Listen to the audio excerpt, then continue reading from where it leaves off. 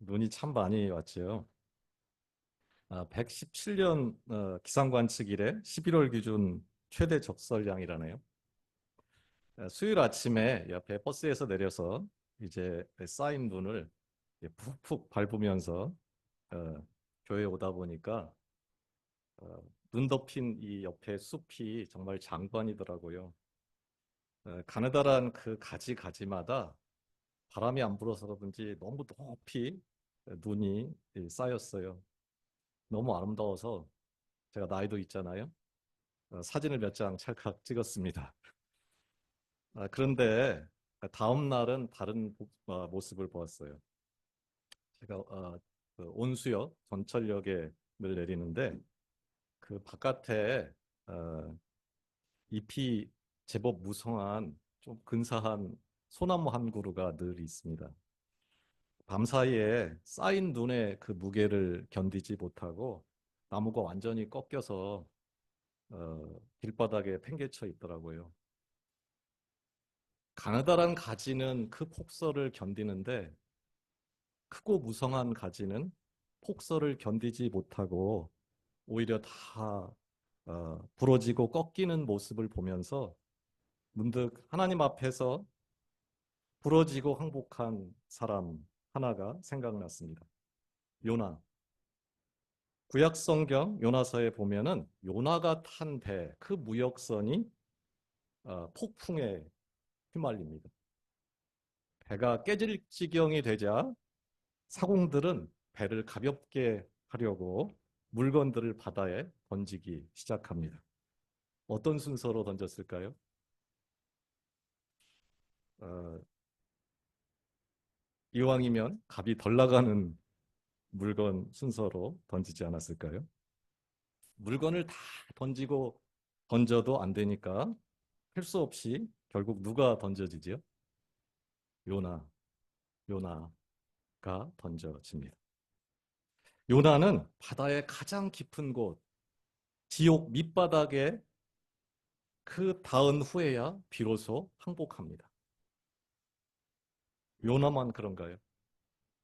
우리도 마찬가지입니다.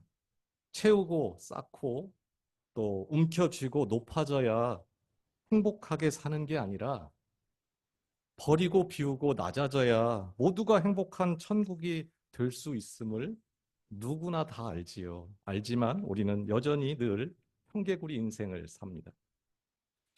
어른들에게 늘 감동을 주는 소설 어린 왕자의 저자 생텍쥐 베리가 완벽함이란 무엇인가 라는 거에 대해서 이런 말을 했습니다. 완벽함이란 더 이상 보탤 것이 남아있지 않은 상태가 아니라 더 이상 뺄 것이 없을 때 완성된다.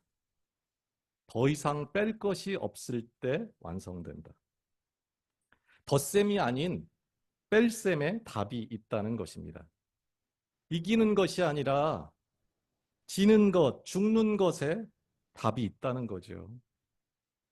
우리의 가장 본질적인 모습은 덕지덕지 무엇을 매달고 있을 때가 아니라 다 비워내고 다 덜어낸 후에 나타납니다. 우리의 가장 깊은 속내, 우리의 정체는 가면을 벗은 후에야 비로소 그 실체를 드러냅니다. 삼성의 모 회장이 어, 이런 말을 했다네요.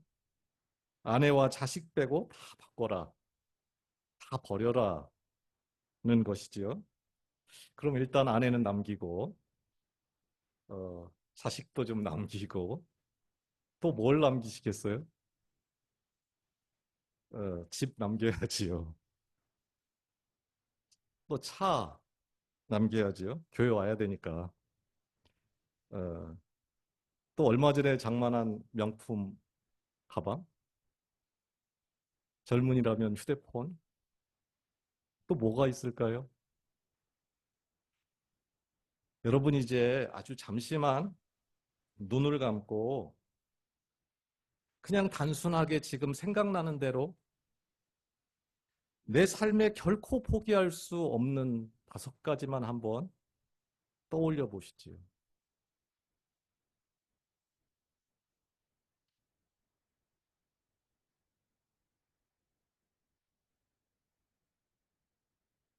뭔가 떠오르는 게 있나요? 벌써 몇 개 하고 나니까 별로 없죠? 이제 여러분은 폭풍 속의 요나처럼 그 요나가 탄 배에 탔습니다. 이제 그 포기할 수 없는 것 중에 하나를 버려야 한다면 그 중에 무엇을 포기하겠습니까? 그래도 이것만은 안 돼.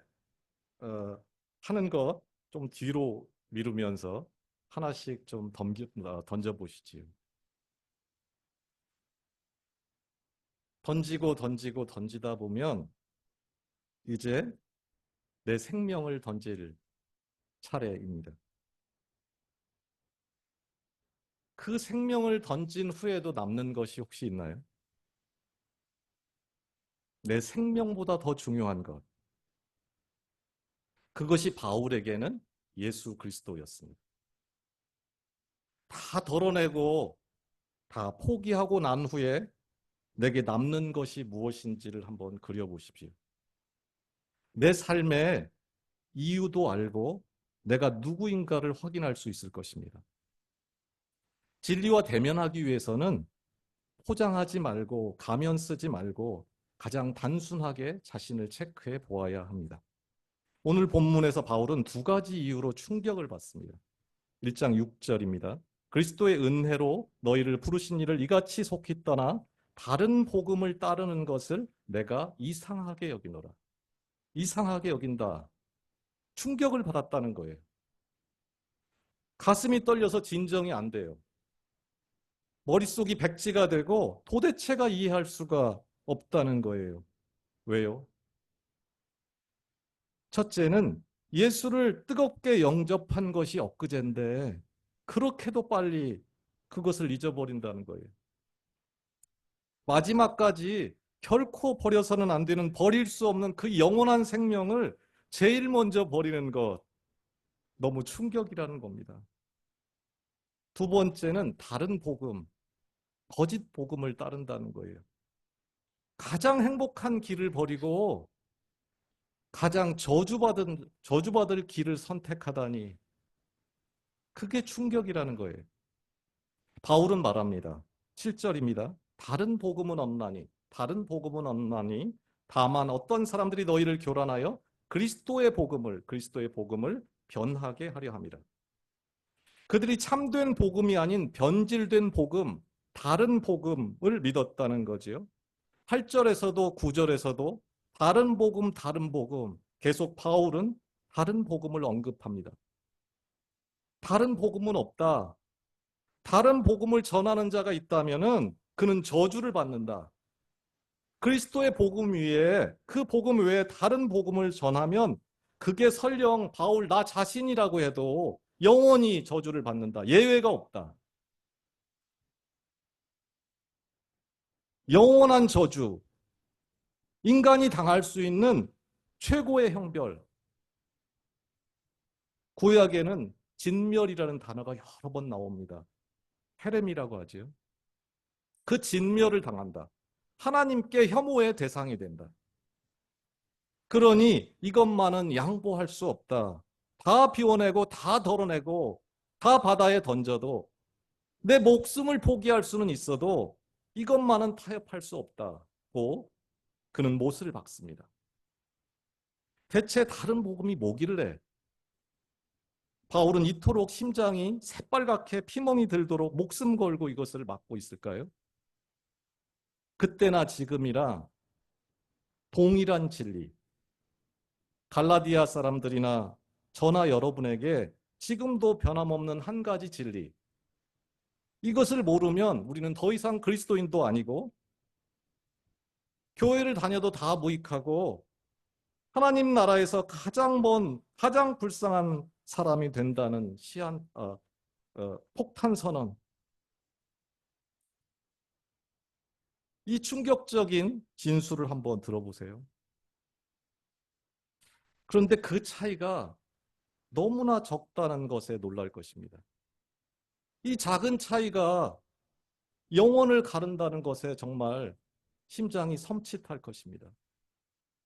먼저 간단한 OX 퀴즈 하나 내볼까요? 바울이 주는 힌트가 있습니다. 빌립보서 3장 10절에서 11절입니다. 내가 그리스도와 그 부활의 권능과 그 고난의 참여함을 알고자 하여 그의 죽으심을 본받아 어떻게 해서든지 죽은 자 가운데서 어디서? 죽은 자 가운데서 부활에 이르려 하노니. 질문은 이것입니다. 사람이 부활하려면, 사람이 다시 살려면 먼저 죽은 자가 되어야 할까요? 1번 예, 2번 아니요. 여러분의 답은 무엇입니까? 당연히 1번이지요. 죽어야 부활합니다. 그래서 바울은 부활하고 싶어서 매일 죽는 것, 매일 지는 것을 기뻐했다고 하는 것입니다. 그렇다면 갈라디아 이 교인들을 회유한 거짓 형제들은 왜 다른 복음, 결국에는 영원한 저주로 자신을 몰아갈 그런 선택을 했을까요? 그들의 답은 2번이었기 때문입니다. 곧 자신은 자신을 죽이지 않은 채 부활하고 싶었기 때문입니다.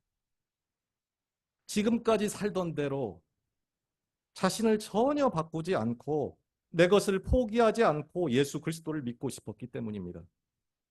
한 알의 씨가 땅에 떨어져 죽지 아니하면 한 알을 그대로 있고 썩으면 많은 열매를 맺느니라. 바로 바깥에서도 보고 있는 현상이지요. 부활하려면 죽어야 하는데 죽지 않고도 부활하기를 기대했다는 거예요.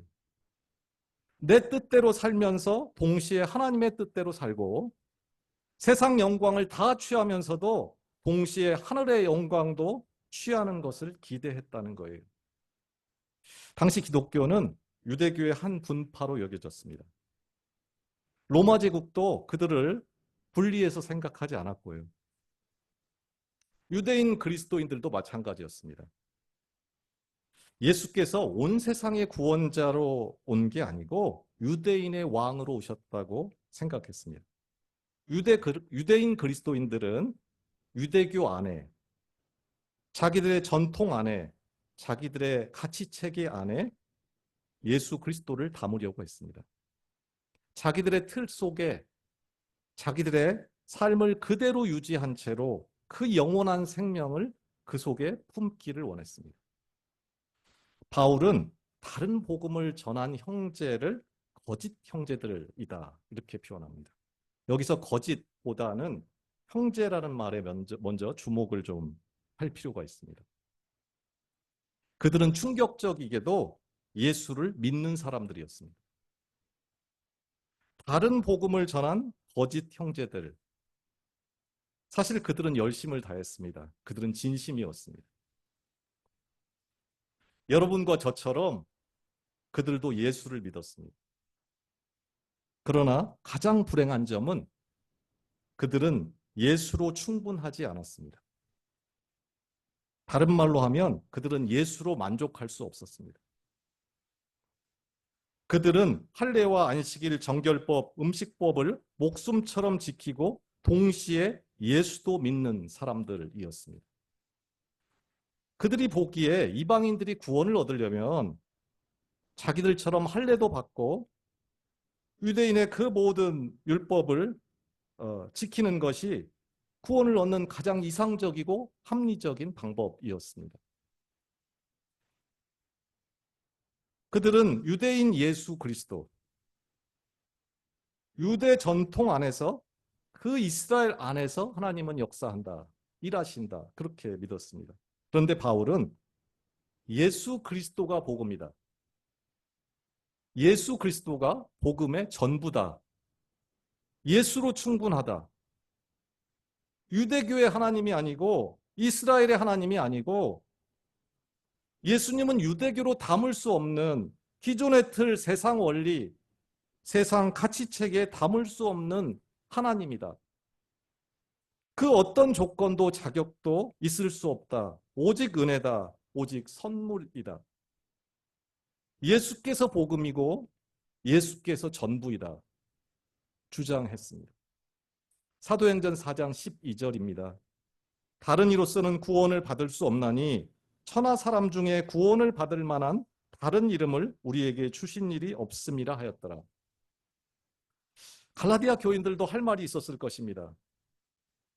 그럴듯한 말로 그 전문가들이 그렇게 설득을 하는데, 예루살렘에서 사도들이 보냈다는데, 우리가 신학자도 아니고 전문가도 아닌데 달리 속아 넘어가지 달리 방법이 있냐, 항변할 수 있었을 것입니다.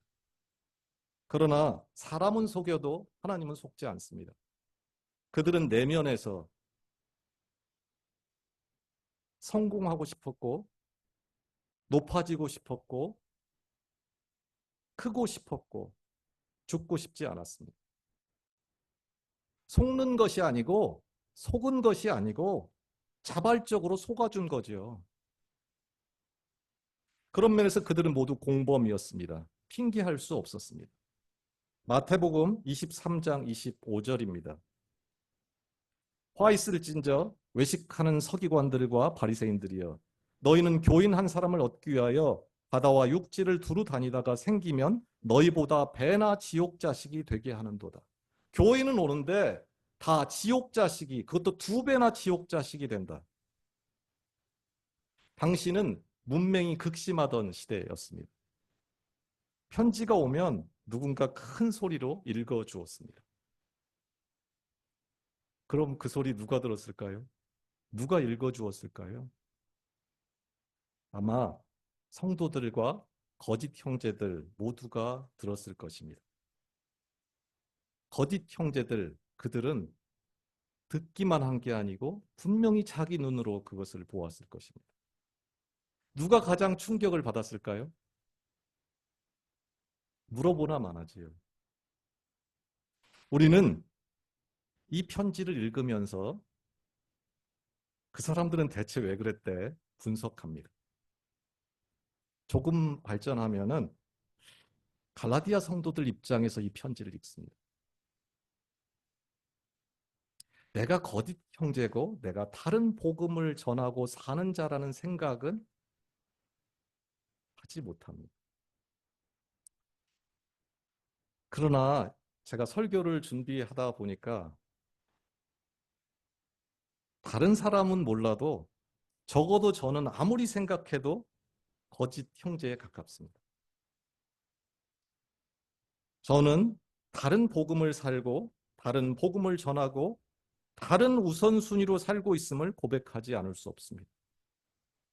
내가 바로 거짓 형제고 내가 다른 복음을 전하는 자로 살고 있다는 그 정체성을 내가 확인하고 나니까 저는 이 본문을 읽는데 가슴이 너무 떨리고 감사했습니다.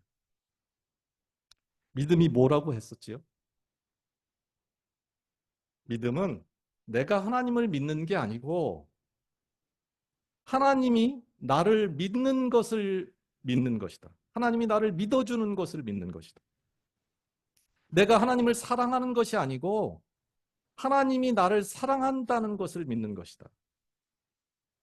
내 인생 우연이 아니라 하나님은 영원 전부터 다 나를 위한 계획을 가지고 계신다 하는 것을 믿는 것을 믿음이라고 했습니다.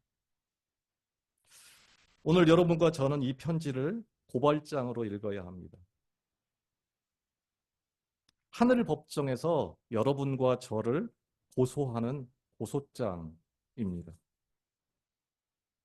그때 비로소 이 편지는 생명의 편지요, 눈물이 아니고는 읽을 수 없는 성령의 말할 수 없는 탄식으로 나를 위해 기도하며 보낸 편지, 나 같은 거짓 형제도 함께 있도록 보낸 편지임을 아는 눈이 열릴 것입니다.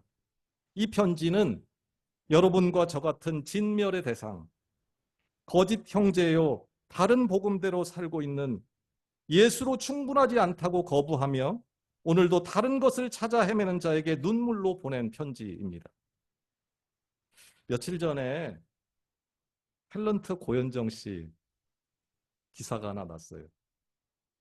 30년 전에, 요즘 텔레비전을 제가 채널권이 없어가지고 텔레비전을 못 보는데 모래시계라는 정말 전설적인 드라마지요. 평균 시청률이 50%를 넘어서 방영 시간이 되면은 거리가 한산하고 다 집에 돌아가서 귀가시계라고 불렀던 드라마입니다. 그 고현정 씨가 거기 주연 배우였지요. 이 고현정 씨가 유재석 씨가 진행하는 유퀴즈 온 더 블록이라는 프로에 나와서 이런 말을 했대요.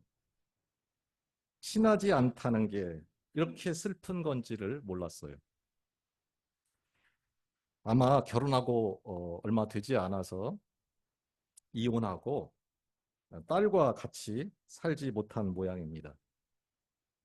그러다 보니 딸과 친하지 않다는 게 이렇게 슬픈 건지를 몰랐어요. 라고 고백한 것입니다. 그 아픈 마음이 전해지는 것 같아 방송을 보진 않고 저는 글만 읽었는데도 어, 그 마음이 느껴지더라고요. 그런데 진짜 슬픈 것, 진짜 영원히 슬픈 것이 뭔지 아세요? 인생이 만나는 진짜 저주, 그게 뭔지 아시나요? 그것은 인간이 자신이 아닌 자신이 가진 것을 돌보고 구원하려고 한다는 것입니다. 자신을 위해 살질 않고 자기의 소유를 위해서 살고 있다는 거예요. 질문 하나 할까요? 자녀가 물에 빠지면 부모가 자녀를 건질까요? 아니면 자녀가 손에 들고 있던 그 보석 가방을 건질까요? 누구라도 자녀를 건질 것입니다. 만일 보석 가방을 건진다면 그는 부모도 아니거니와 인간도 아닙니다. 그런데요, 정작 우리는 인생을 살면서 내가 아닌 내가 가진 것을 구원하려고 한다는 거예요. 내가 아닌 내 소유를 늘리기 위해서 산다는 거예요. 그것이 가장 큰 비극이고 가장 큰 슬픔입니다. 내가 가진 것 말고 내가 구원을 받아야 합니다. 지금은 여러분 모두 다 아시는 바와 같이 이런 거짓말이 여전히 판을 치는 시대입니다. 예레미야 7장 4절입니다. 너희는 이것이 여호와의 성전이라 여호와의 성전이라 여호와의 성전이라 하는 거짓말을 믿지 말라. 교회만 다니면 안전하고 천국에 간다는 그 새빨간 거짓말 말입니다. 내가 진멸, 파멸의 대상인데 도끼가 나무 뿌리에 놓였다는데 지금 남 가르치고 남 전도하고 남 돕고 교회 부흥 걱정할 때가 아닙니다. 내가 손발이 묶여 던져진 자, 벌거벗은 자인데 마태복음 22장 13, 14절입니다. 임금이 사환들에게 말하되 그 손발을 묶어 바깥 어두운 데 내던지라. 거기서 슬피 울며 이를 갈게 되리라 하니라. 청함을 받은 자는 많되 택함을 입은 자는 적으니라. 청함을 받았는데 소유를 구원하려고 합니다. 슬피 울며 이를 갈게 될 그날이 오기 전에 그분은 내게 끊임없이 기회를 줍니다. 그분은 아직도 나를 포기하지 못합니다.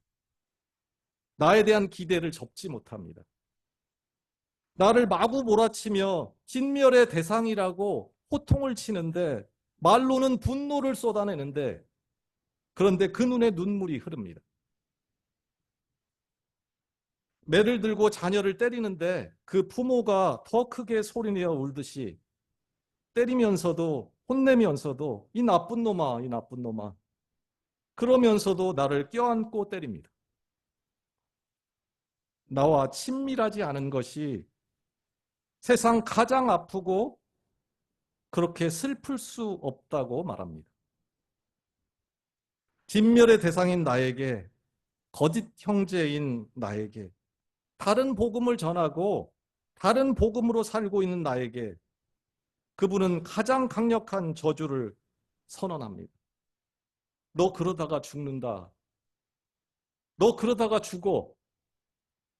제발 멈춰. 너는 나에게 전부야. 나는 너를 포기할 수 없다. 나는 너와 영원히 친밀하고 싶다.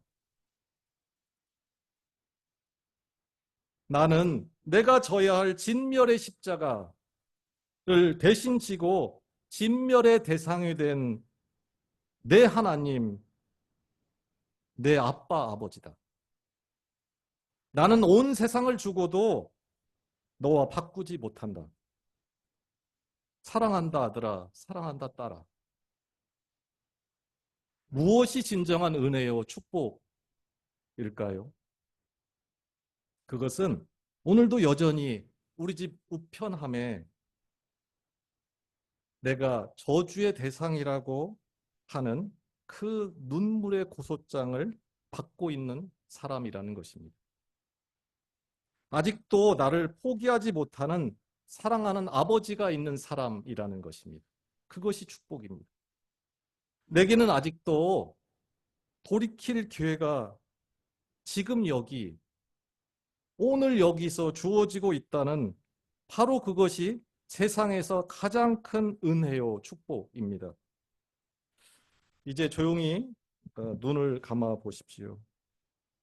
그리고 원하시는 분만 손을 들어 보십시오.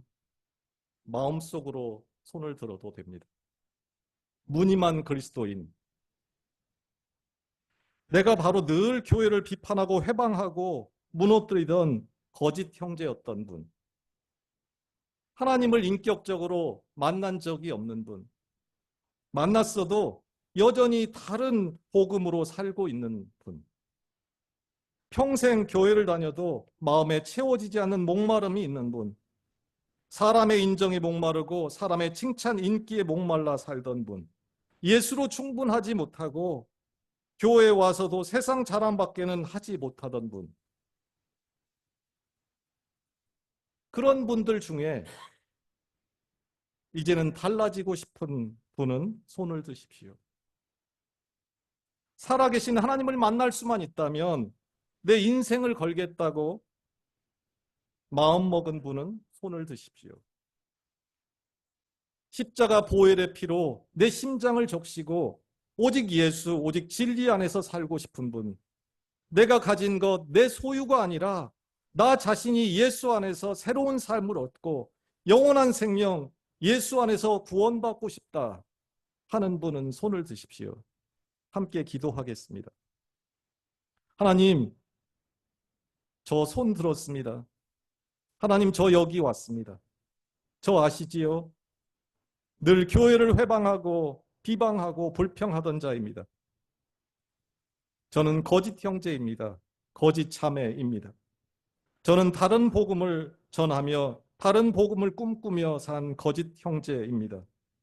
이 편지가 나 같은 버려진 삶, 진노의 대상에게 보내졌음을 보게 하시고 듣게 하시니 감사합니다. 하나님, 저를 불쌍히 여기시고 자비를 베풀어 주사 보아도 보지 못하고 들어도 듣지 못하고 오그라든 그 안진뱅이 된 믿음에서 일어서게 제 손을 잡아 일으켜 주옵소서. 저 오늘 주님을 만나기 원하고 저 오늘 주님을 알기 원합니다. 나도 누추한 말을 버리고 옛사람을 벗어버리고 당신의 마음을 보기 원하고 나도 당신의 영광을 보고 당신으로 충분하기 원합니다. 나도 당신과 가장 친밀하기 원합니다. 그저 믿어지게 하시고 그것으로 충분하게 하옵소서. 십자가 보혈의 피로 먹보다도 더 검은 내 깊은 그 검은 속내를 치료해 주시고 누구에게도 말 못하고 살았던 썩어 문드러진 내 마음을 만져 주옵소서. 내가 늘 당신의 편이 되고 내가 늘 당신의 품 안에서 발견되기를 원하며 부활의 주 예수 그리스도의 이름으로 기도합니다. 아멘.